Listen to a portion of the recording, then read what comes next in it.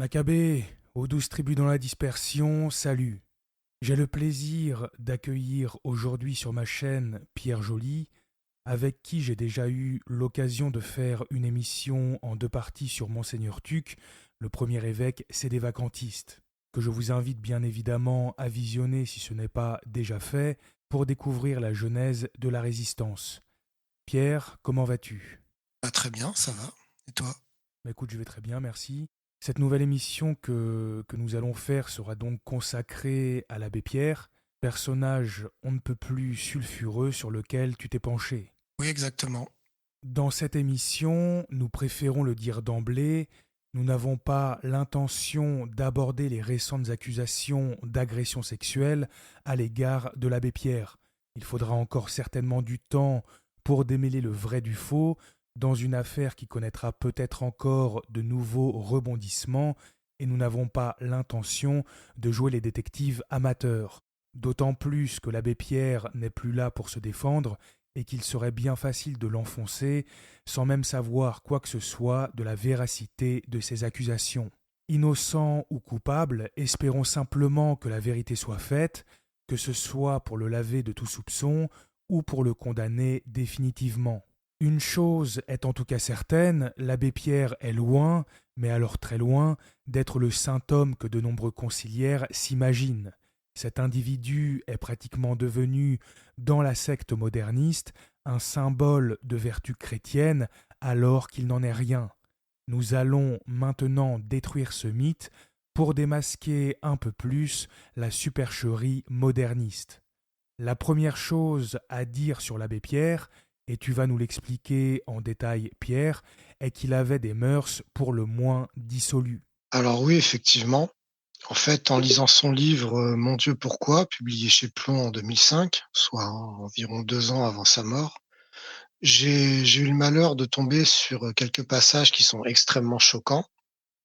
Pour moi, ces passages sont tellement scandaleux que je comprends même pas comment un prêtre aussi célèbre que lui a pu réussir à passer pour un bon catholique aux yeux de tous.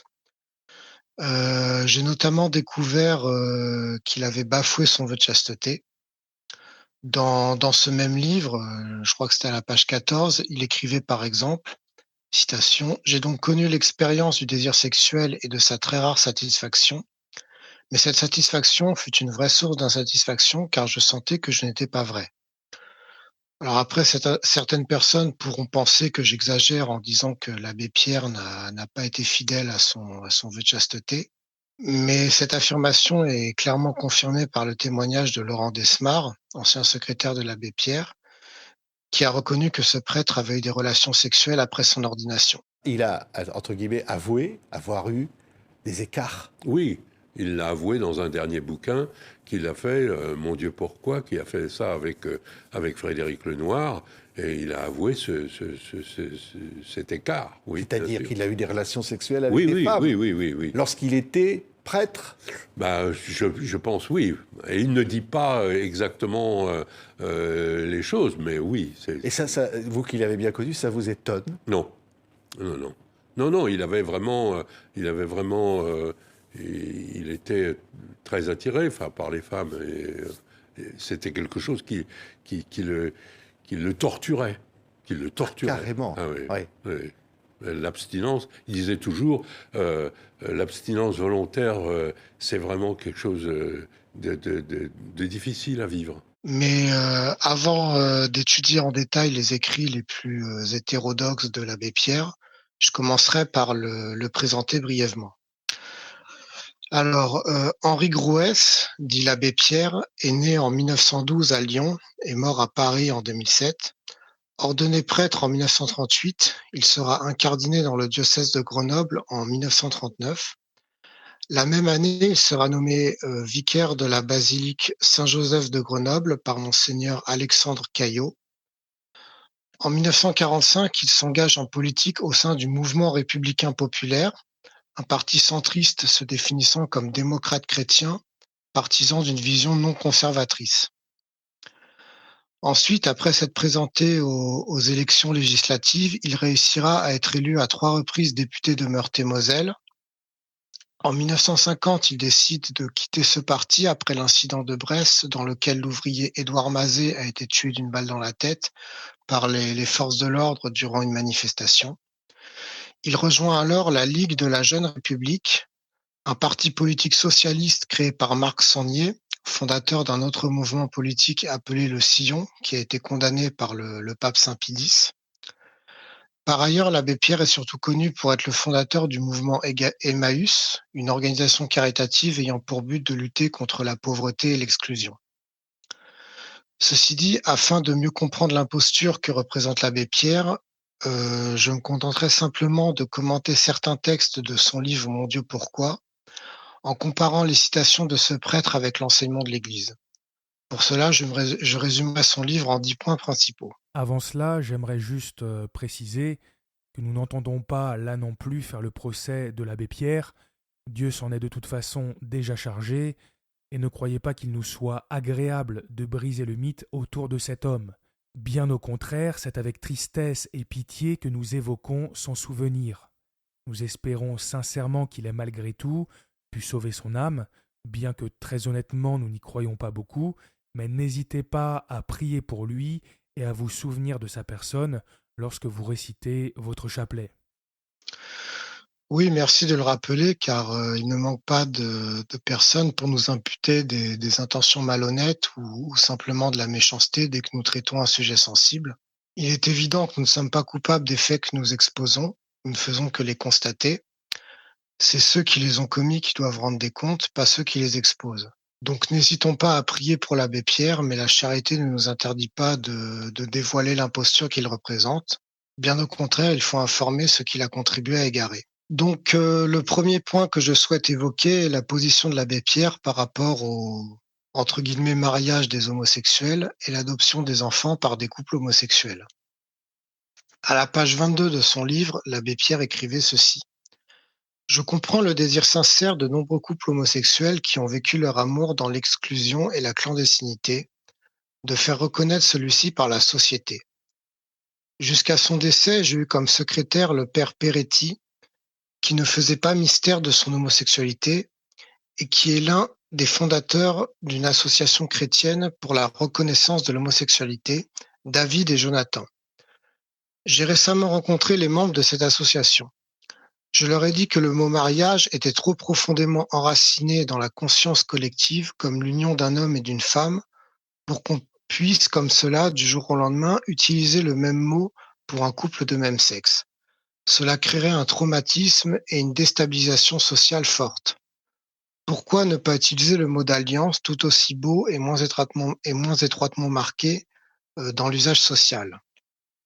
Alors ici, l'abbé Pierre défendait explicitement l'idée d'un mariage civil pour les homosexuels.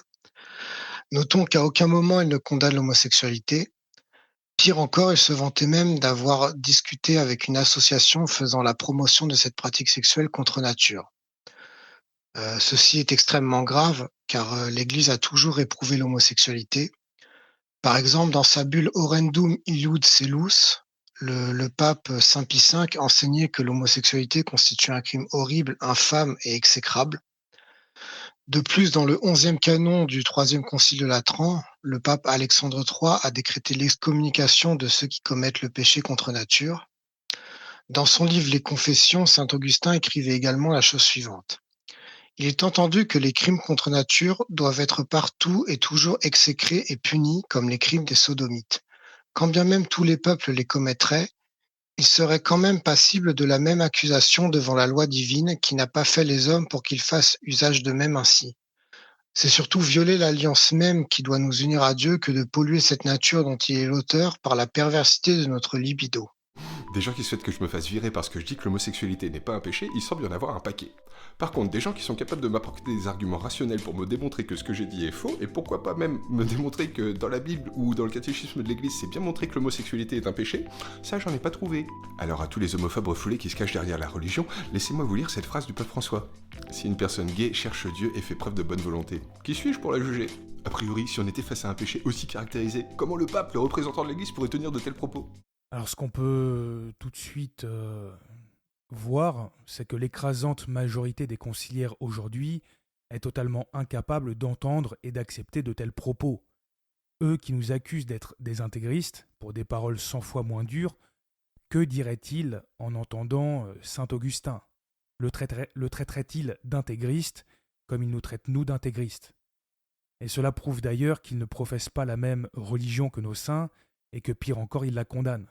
Et on voit aussi que c'était le cas de l'abbé Pierre, qui se croyait plus charitable que saint Pie V ou saint Augustin, justement. Oui, c'est exactement ça. On a d'un côté l'esprit du monde et de l'autre l'esprit de Dieu. Les deux sont totalement incompatibles et celui qui essaye de mélanger les deux apostasie la vraie foi. Et d'autre part, ce qui me choque le plus dans cet extrait du livre de l'abbé Pierre n'est pas tant qu'il approuvait le péché contre nature, car nous y sommes habitués depuis longtemps avec la secte moderniste, mais c'est surtout qu'il conseilla une association homosexuelle pour qu'elle puisse propager plus efficacement le crime de Sodome. C'est bel et bien ce que ce pauvre homme a fait en recommandant de ne pas employer le mot mariage qui aurait suscité une trop forte résistance. L'abbé Pierre a tout simplement suggéré à l'association David et Jonathan d'avancer masqués, car leurs intentions, comme celles de l'abbé Pierre, étaient très claires, pour détruire durablement les bonnes mœurs de la société. Que ceux qui prennent cet homme pour un saint nous disent si la Vierge Marie, saint François d'Assise ou sainte Thérèse de Lisieux, par exemple, auraient agi de la sorte. Par un tel comportement, l'abbé Pierre, on peut le dire, s'est véritablement fait le suppôt de Satan. Au lieu d'essayer de ramener avec douceur ces âmes égarées vers la vérité et la vertu, il les a poussées en enfer. Cet homme, n'en déplaise à ceux qui ne veulent pas voir la vérité en face, était un meurtrier des âmes. Exactement. D'ailleurs, c'est là qu'on voit le danger que représente le respect humain. L'abbé Pierre était prêt à tout pour adapter la morale catholique aux mœurs de son époque, y compris à s'associer avec le lobby homosexuel. Et comme l'enseigne le catéchisme de la doctrine chrétienne publié par saint Pie X en 1912, la charité est cette vertu surnaturelle par laquelle nous aimons Dieu pour lui-même, par-dessus toute chose, et notre prochain comme nous-mêmes, pour l'amour de Dieu. Peut-on dire que l'abbé Pierre, en poussant les âmes vers l'enfer, a aimé son prochain comme lui-même pour l'amour de Dieu? En embrassant un vice venant du diable, a-t-il aimé le Seigneur par-dessus toute chose? Encore une fois, que ceux que notre discours dérange s'en prennent à l'abbé Pierre et non pas à nous. S'il avait vécu comme le veut la doctrine catholique, nous n'aurions jamais pu dévoiler ce qu'il n'aurait jamais dit ou fait. Ne déchargez pas, s'il vous plaît, votre frustration sur nous, comme si nous étions responsables des choix de cet homme, alors que nous ne faisons que dévoiler la vérité. Et ce n'est pas fini, car l'abbé Pierre aborde ensuite la question de l'homoparentalité. Toujours à la page 22 et 23, il écrivait ceci.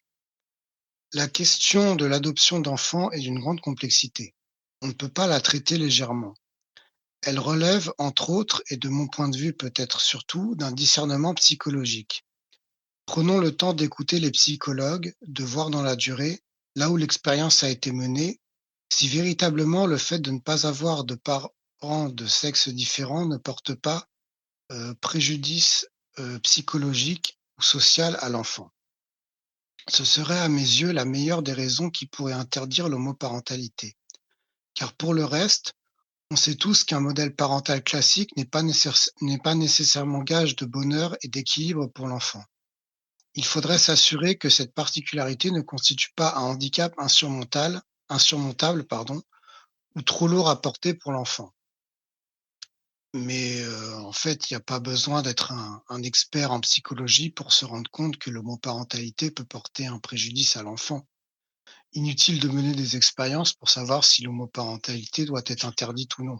Exactement. Pour cela, il suffit d'être fidèle à la loi naturelle, et si cela n'est pas assez, il suffit encore d'écouter l'Église, ce que l'abbé Pierre ne faisait clairement pas.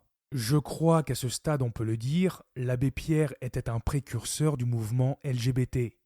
Pour être capable de dire à son époque quelque chose comme ça, il fallait vraiment être dévoyé. Cet homme avait clairement apostasié la foi. Et on sait tous qu'un modèle parental classique n'est effectivement pas nécessairement gage de bonheur et d'équilibre pour l'enfant. Et alors, On sait tous aussi que des parents qui ne sont pas alcooliques ou toxicomanes ne sont pas nécessairement un gage de bonheur pour les enfants. Va-t-on, dans ce cas, donner des enfants à des alcooliques ou à des drogués pour autant? C'est là un sophisme grotesque. L'abbé Pierre arrivait à tâtons, faisant mine d'être prudent, mais les faux conservateurs, on les connaît. À la fin, ils font exactement comme tous les progressistes en première ligne, ouvrir la porte au mal. Personnellement, j'imagine mal l'abbé Pierre, après avoir réfléchi et pris connaissance de certaines études, se mettre en première ligne pour lutter contre l'idéologie du monde, alors que celui-ci s'inscrivait en tout point dans cette idéologie. Donc Pierre, si tu veux continuer avec le point suivant, nous t'écoutons. Alors ensuite, le deuxième point que je souhaite aborder, c'est la position de l'abbé Pierre concernant le sacerdoce féminin. À la page 24 de son livre, l'abbé Pierre écrivait: Je n'ai jamais compris pourquoi Jean-Paul II et le cardinal Ratzinger avaient affirmé que jamais l'Église n'ordonnerait des femmes. Une telle affirmation suppose que cette pratique serait non conforme à la substance même de la foi chrétienne. Or, ceux qui prennent de telles positions, quelles que soient leurs éminentes fonctions, n'ont jamais avancé un seul argument théologique décisif qui montre que l'accès des femmes au sacerdoce serait contraire à la foi. Le principal argument avancé, c'est que Jésus n'a choisi aucune femme parmi ses apôtres, alors même qu'il était entouré de nombreuses femmes. Pour moi, cet argument n'a rien de théologique, mais relève davantage de la sociologie. Dans les coutumes de l'époque, en effet, que ce soit chez les Juifs, les Grecs ou les Romains, les femmes n'exercent aucune fonction officielle. Or, ces coutumes, on le sait bien, relèvent d'une mentalité machiste liée à la domination du modèle patriarcal. L'homme est considéré comme supérieur à la femme, plus rationnel et seul capable de gouverner ou d'enseigner. Dans un tel contexte, on voit mal Jésus, aussi libre soit-il, aller à contre-courant d'une coutume qui imprégnait tous les peuples du bassin méditerranéen. Cela aurait créé beaucoup trop d'incompréhension. Mais on voit mal pourquoi aujourd'hui, alors que les mentalités ont profondément évolué sur cette question, l'Église devrait rester fidèle à ce préjugé. Qui peut en effet encore soutenir que la femme est inférieure à l'homme ou bien incapable d'enseigner et de gouverner? Nous avons connu au cours des dernières décennies une véritable révolution culturelle qui a permis à de nombreuses femmes d'accéder avec bonheur aux plus hautes responsabilités. Que l'on songe seulement à Indira Gandhi en Inde, Margaret Thatcher en Grande-Bretagne ou Benazir Bhutto au Pakistan. Quant à l'enseignement théologique, les facultés protestantes ont montré depuis longtemps qu'elles possédaient d'excellentes théologiennes laïques ou membres de la hiérarchie. En disant cela, je ne nie nullement qu'il puisse exister des différences ontologiques entre l'homme et la femme. Je crois en effet que la femme est généralement plus portée à la compassion, plus intuitive, plus affective, et l'homme davantage logique, organisateur. Mais cela n'est pas systématique, et de même qu'il existe des hommes très intuitifs et compassionnels, il existe des femmes très rationnelles et qui ont de remarquables capacités d'organisation. On voit mal pourquoi refuser à ces femmes qui s'en sentent la vocation et les capacités l'accès au ministère ordonné. Donc ici, on constate très clairement que l'abbé Pierre était encore plus progressiste que Jean-Paul II et Benoît XVI. Malheureusement pour lui, la question de l'ordination des femmes a déjà été tranchée par l'Église depuis bien longtemps. En effet, dans le 15e chapitre de sa première épître aux Corinthiens, au verset 34 à 38, saint Paul proclamait ceci: « Que les femmes se taisent dans les églises, car il ne leur est pas permis de parler, mais elles doivent être soumises comme la loi elle-même le dit. Si elles veulent s'instruire de quelque chose, qu'elles interrogent leur mari dans leur maison, car il est honteux à une femme de parler dans l'église. Est-ce de vous qu'est sortie la parole de Dieu? Est-ce à vous seul qu'elle est parvenue? Si quelqu'un croit être prophète ou spirituel, qu'il reconnaisse que les choses que je vous écris sont des commandements du Seigneur. Si quelqu'un l'ignore, il sera ignoré. » Dans sa constitution apostolique Etsi Pastoralis, le pape Benoît XIV décréta également « Et que les femmes n'osent pas servir à l'autel, mais qu'elles soient complètement repoussées de ce ministère. » Et dans son encyclique Alatae Sunt, ce même pape a déclaré Le pape Gélase, dans sa 9e lettre aux évêques de Lussanie, a condamné la pratique malfaisante ayant été introduite de femmes servant le prêtre à la célébration de la messe. Puisque cet abus s'était répandu auprès des Grecs, Innocent IV l'avait strictement interdit dans sa lettre à l'évêque de Tusculum. Les femmes ne devraient pas avoir l'audace de servir à l'autel, elles devraient toutes se voir refuser ce ministère.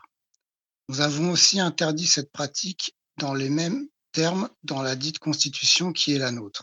D'ailleurs, dans le Code de droit canonique de 1917 promulgué par Benoît XV, le canon 968 stipule dans son paragraphe 1 que seul l'homme baptisé reçoit validement la sainte ordination.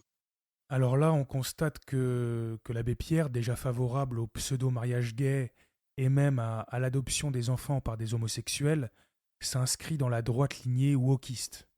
J'aimerais revenir d'ailleurs sur une phrase qu'il a tenue, je cite, « Or, ces coutumes », donc le fait de ne pas vouloir ordonner des femmes, on le sait bien, relèvent d'une mentalité machiste liée à la domination du modèle patriarcal.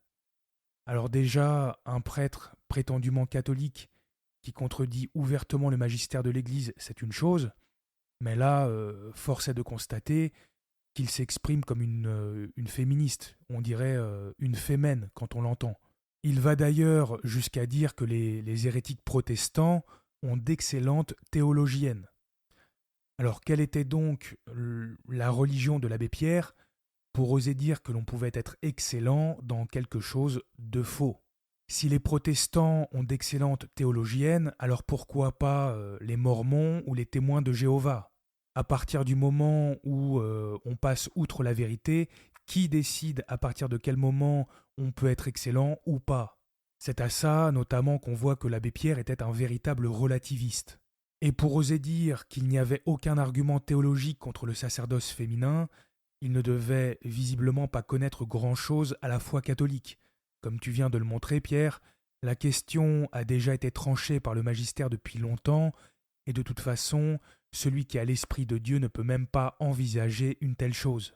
Il y a un ordre établi par le ciel que nous ne sommes pas autorisés à remettre en cause. Et qu'on se le dise, rien ni personne n'a jamais fait plus de bien à la femme que l'Église catholique. Les accusations de machisme ne sont ni fondées ni sérieuses. Ce sont des propos de gauchistes ignorants, ni plus ni moins. Et quand l'abbé Pierre dit que chez les Grecs et les Romains, les femmes n'avaient aucune fonction officielle, c'est totalement faux. N'importe qui sait que ces deux peuples avaient des prêtresses et que cela n'avait rien de bien extraordinaire. L'Église a mis un terme à cela en allant précisément contre la pensée dominante façonnée par le paganisme et donc par le diable. Vous voyez, chers auditeurs, j'aimerais attirer votre attention sur quelque chose. On a ici un homme, donc l'abbé Pierre, qui vient nous dire que le refus d'ouvrir la fonction sacerdotale aux femmes venait de la mentalité de l'époque. Sauf que cet homme veut précisément ordonner des femmes parce qu'il est imbu de la mentalité de l'époque. Donc ça n'a strictement aucun sens. Je suis désolé de le dire pour lui, et encore une fois, on lui souhaite le meilleur, mais il était clairement dirigé par l'esprit du diable. Pierre, à moins que tu veuilles ajouter quelque chose de plus sur le sujet, je te laisse passer au 3e point. Oui, alors concernant le 3e point que je souhaite aborder, on va maintenant évoquer la question du célibat des prêtres selon l'abbé Pierre. À la page 16 de son livre, il écrivait « Je connais des prêtres qui vivent en concubinage avec une femme qu'ils aiment depuis des années et qui acceptent bien cette situation. Ils continuent d'être de bons prêtres. Cela pose la question cruciale pour l'Église du mariage des prêtres et de l'ordination d'hommes mariés. Jésus a choisi des apôtres mariés comme Pierre et des apôtres célibataires qui le sont sans doute restés comme Jean.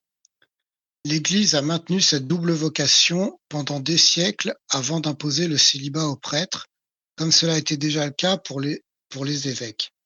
Aujourd'hui, on ordonne des hommes mariés non seulement dans l'Église orthodoxe, mais aussi dans l'Église catholique chez les maronites ou les coptes, qui ont le choix du mariage ou du célibat. Puisque l'Église catholique permet depuis des siècles à des communautés orientales d'ordonner des prêtres mariés, je vois mal pour quelle raison Jean-Paul II a pu affirmer récemment qu'il était hors de question de revenir sur le célibat des prêtres pour le reste de l'Église catholique. Cela ne tient pas. Non seulement cela permettrait sans doute de résoudre en partie la crise des vocations et de la pénurie des prêtres, mais je suis aussi certain qu'il y aurait toujours autant de vocations au célibat. Alors ici, l'abbé Pierre remet clairement en question l'obligation du célibat au sein de l'Église latine. Notons que sur ce point, Bergoglio allait même encore plus loin que l'abbé Pierre. Dans un livre intitulé « Je crois en l'homme, conversation avec Jorge Bergoglio », le pseudo-pape François a dit ceci. C'est vrai, un prêtre tombe parfois réellement amoureux, ce qui le conduit à revoir sa vocation et à changer de vie. Il va trouver l'évêque et lui dit « J'en suis là. Je ne pensais pas que j'éprouverais un jour un sentiment aussi beau. Cette femme, je l'aime vraiment. » Puis il demande à quitter le sacerdoce. Je suis le premier à accompagner un prêtre à cette étape de sa vie. Je ne l'abandonne pas. Je le suis tout au long du chemin, dans l'élaboration spirituelle de ce qu'il vit.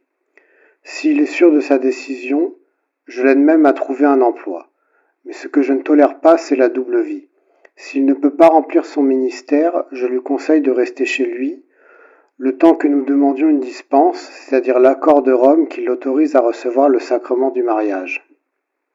Donc là, les propos de François et de l'abbé Pierre sont choquants. Mais ce qu'ils omettent tous les deux de préciser, c'est que les opinions qu'ils défendent ont été à maintes reprises condamnées par l'Église. Par exemple, lors de la 24e session du Concile de Trente, dans le décret sur le sacrement du mariage, au canon 9 et 10, le pape Pie IV a décrété ceci. Si quelqu'un dit que les clercs qui ont reçu les ordres sacrés ou les réguliers et qui ont fait profession solennelle de chasteté peuvent contracter mariage, qu'un tel mariage est valide, malgré la loi de l'Église ou leur vœu, et qu'affirmer le contraire n'est rien d'autre que condamner le mariage, que peuvent contracter mariage tous ceux qui n'ont pas le sentiment d'avoir le don de chasteté, même s'ils en ont fait le vœu, qu'ils soient anathèmes. Si quelqu'un dit que l'état du mariage doit être placé au-dessus de l'état de virginité ou de célibat, et qu'il n'est ni mieux ni plus de rester dans la virginité ou le célibat que de contracter mariage, qu'il soit anathème. De plus, dans son encyclique Cur Graviora, Grégoire XVI écrivait la chose suivante. Ici apparaissent pour la première fois les objections des partisans du vil complot contre le célibat clérical. Ils n'osent pas critiquer ouvertement la loi du célibat, comme d'autres le font.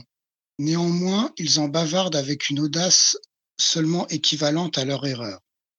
Ils veulent que les prêtres qui ne souhaitent pas garder la loi du célibat et dont les mœurs sont déjà si désespérément corrompues puissent retourner au statut de laïcs afin qu'ils puissent contracter des mariages valides au sein de l'Église. Ceci n'est guère conciliable avec l'intention des pères du Concile de Trente, qui fut expliquée dans la session 7 au canon 9 traitant des sacrements en général, tout comme dans la session 23, chapitre 4 et canon 4. Il ne nous échappe pas, quels que soient les moyens qu'ils utilisent, qu'ils tentent de déformer l'enseignement du Concile de Trente. Eh ben dis donc, les citations que tu viens de partager montrent que l'abbé Pierre, on le constate encore, voulait renverser absolument tous les fondements de la foi catholique. Il tenait exactement le même discours que n'importe quel gauchiste. C'est vraiment sidérant. Lui, on peut le dire, il aurait vraiment marché main dans la main avec François l'Iscariote. Quand il dit d'ailleurs « Je connais des prêtres qui vivent en concubinage avec une femme qu'ils aiment depuis des années et qui acceptent bien cette situation, ils continuent d'être de bons prêtres, etc. » Comment dire ? Cela n'a visiblement pas l'air de lui faire grand-chose de savoir que ces prêtres ont rompu leurs vœux de célibat et vivaient en état de péché mortel. Non seulement la perspective que ces hommes soient damnés pour l'éternité ne semblait pas l'émouvoir, mais on peut se poser la question, donner sa parole signifiait-il quelque chose pour l'abbé Pierre ? Et j'ajoute encore que concernant le mariage des prêtres coptes ou des maronites, L'Église ne le permet pas et ne le permettait déjà pas du temps de l'abbé Pierre. Ce n'étaient pas des prêtres que notre Sainte Mère laissait se marier, mais des hommes mariés qu'elle laissait devenir prêtres, et la nuance est de taille. Si l'un de ces prêtres devait perdre sa femme prématurément, il ne pourrait plus jamais se remarier. C'est pourquoi chez les Coptes et les Maronites, il est courant de voir des hommes attendre de contracter mariage pour ensuite et seulement ensuite se faire ordonner. Donc là aussi, l'argument de l'abbé Pierre est bancal. S'il avait vraiment voulu résoudre la crise des vocations, peut-être aurait-il dû commencer par avoir la foi et prêcher le Christ plutôt que de saper les fondements de son Église. Un petit conseil, ne demandez jamais à un pompier pyromane comment protéger votre maison. Et de toute manière, à quoi servirait-il d'avoir une église remplie de, je ne sais pas, de dizaines de milliers de prêtres, si pour au final, c'est pour avoir un clergé qui professe la même chose que l'abbé Pierre. Ouais. On n'a pas besoin que des clones de l'abbé Pierre viennent nous dire sans cesse que l'entre guillemets mariage homosexuel est merveilleux, que l'adoption par des couples homosexuels, pourquoi pas finalement, qu'il faudrait des femmes prêtres, etc. On n'a pas besoin de dizaines de milliers de prêtres qui professent l'hérésie comme lui. En parlant d'hérésie, Pierre, je te laisse nous en dire un peu plus. Oui, j'aimerais maintenant m'arrêter sur ce que disait l'abbé Pierre au sujet du dogme hors de l'Église, point de salut. À la page 56 de son livre, il écrivait « La formule hors de l'Église, point de salut, qui avait encore cours dans mon enfance, m'a toujours profondément choqué. Comment serait-il possible que Dieu amour ne se révèle et ne sauve qu'une toute petite portion de l'humanité, celle des baptisés? C'est tellement absurde. Pour un chrétien, il y a donc nécessairement deux révélations. Une révélation visible, explicite, celle de la Bible et de Jésus-Christ, et une autre révélation, invisible et plus mystérieuse, qui n'est pas écrite, qui n'a pas de prophète, mais qui touche le cœur de tous les hommes pour les inspirer à faire des actes d'amour à l'égard de leur prochain, à choisir le bien plutôt que le mal, le service des autres plutôt que l'adoration de soi. Cette révélation invisible, celle de l'Esprit Saint, a inspiré les autres religions et le cœur des hommes sans religion.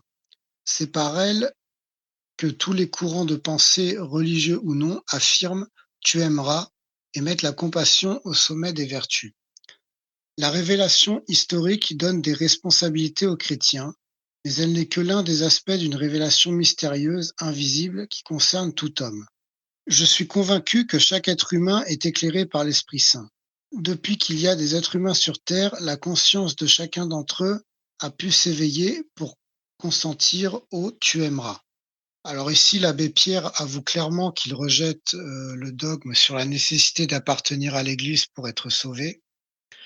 D'ailleurs, en soutenant qu'il est tellement absurde que Dieu ne sauve que les baptisés, l'abbé Pierre contredit explicitement la doctrine de l'Église. En effet, dans son encyclique Quas Primas, Pie XI rappelle que dans ce royaume des cieux, tel que nous le dépeignent les évangiles, les hommes se préparent à entrer en faisant pénitence. Personne ne peut y entrer sans la foi et sans le baptême, mais le baptême, tout en étant un rite extérieur, figure et réalise une régénération intime. C'est pourquoi le catéchisme de la doctrine chrétienne, publié par ordre de saint Pie X en 1912, enseigne que sans le baptême, personne ne peut être sauvé. Toutefois, lorsque le baptême de l'eau ne peut être reçu, il suffit du baptême de sang, martyr souffert pour Jésus-Christ, ou du baptême de désir, amour de charité, désireux des moyens de salut institués par Jésus-Christ. En lisant l'abbé Pierre, on serait tenté de croire qu'il se disait choqué par l'idée que seulement ceux qui ont reçu le baptême d'eau puissent être sauvés, et qu'il affirmait ensuite que les autres peuvent aussi l'être grâce au baptême de désir. Mais il n'en est rien, et cela pour plusieurs raisons. Premièrement, c'est par le dogme catholique lui-même qu'il se dit choqué. Il a donc bel et bien un problème avec le dogme de la foi. Deuxièmement, l'abbé Pierre a été dans un vrai séminaire, puisqu'à cette époque, Vatican II n'avait pas encore eu lieu. Il connaissait donc tout de même les bases du catéchisme et avait obligatoirement entendu parler du baptême de désir. Troisièmement, il parle lui-même de deux révélations différentes, celle de la Bible et de Jésus-Christ d'un côté et une autre plus mystérieuse. S'il existe une autre révélation que celle détenue par l'Église, c'est bien qu'il existe un salut ailleurs, d'autant plus qu'il dit que cette révélation invisible a inspiré les autres religions.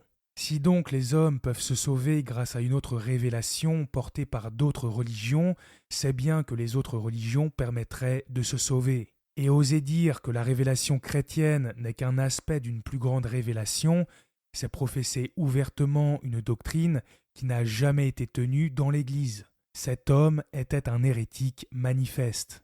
Si malgré ses mœurs dévoyées et son absence totale de foi, vous voulez encore l'aimer, eh bien aimez-le comme un travailleur social, mais certainement pas comme un chrétien exemplaire.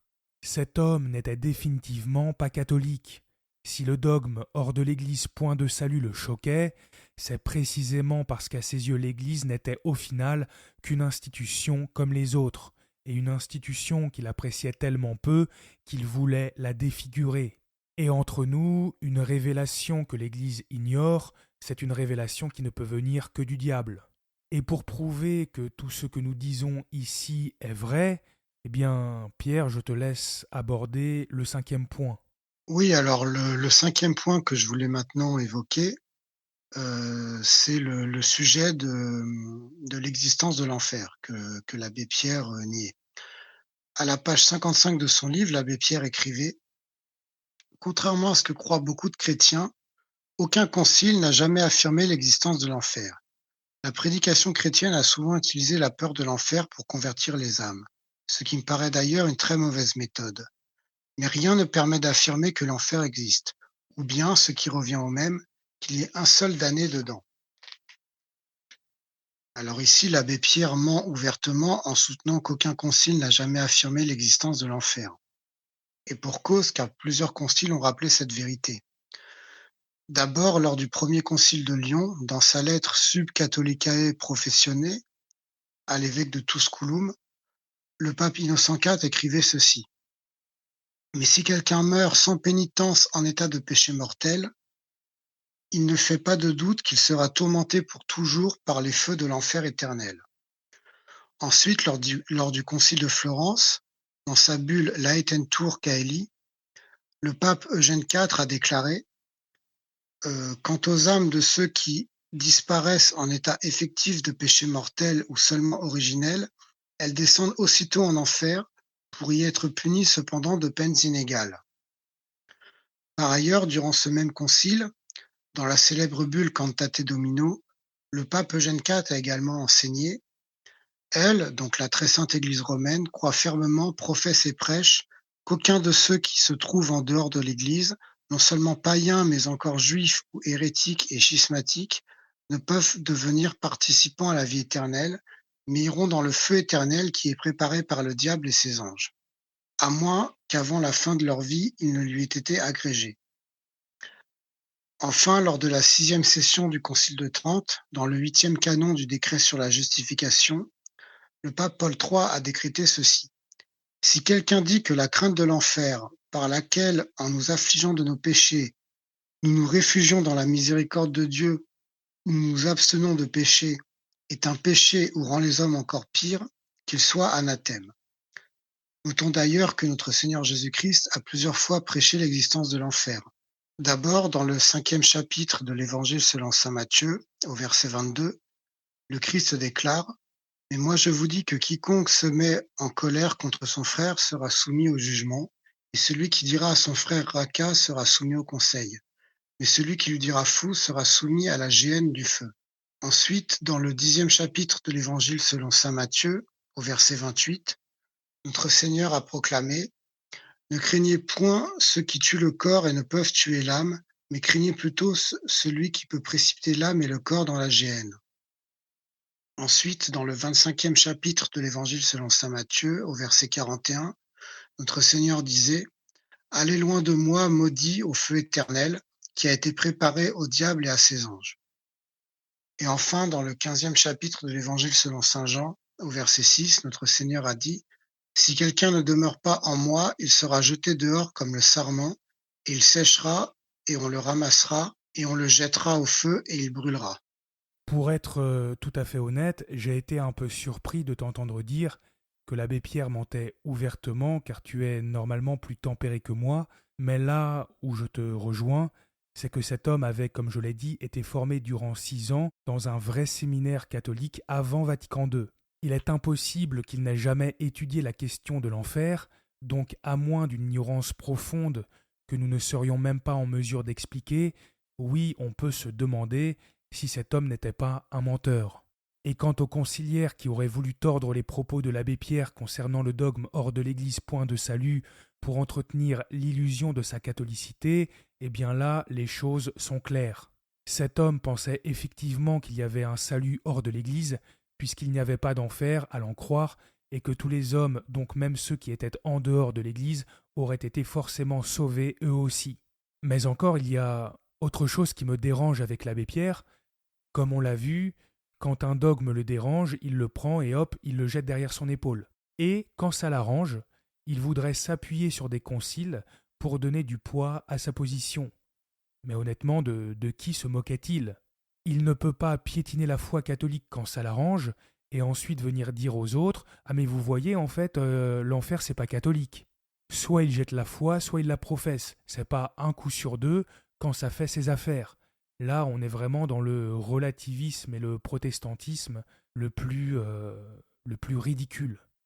Est-ce que, Pierre, tu souhaites ajouter quelque chose avant qu'on s'arrête ici? Non, je pense que tout a été dit concernant cette première partie, mais la deuxième partie s'annonce explosive. Et souvenez-vous, c'est en devenant conciliant que l'on devient conciliaire.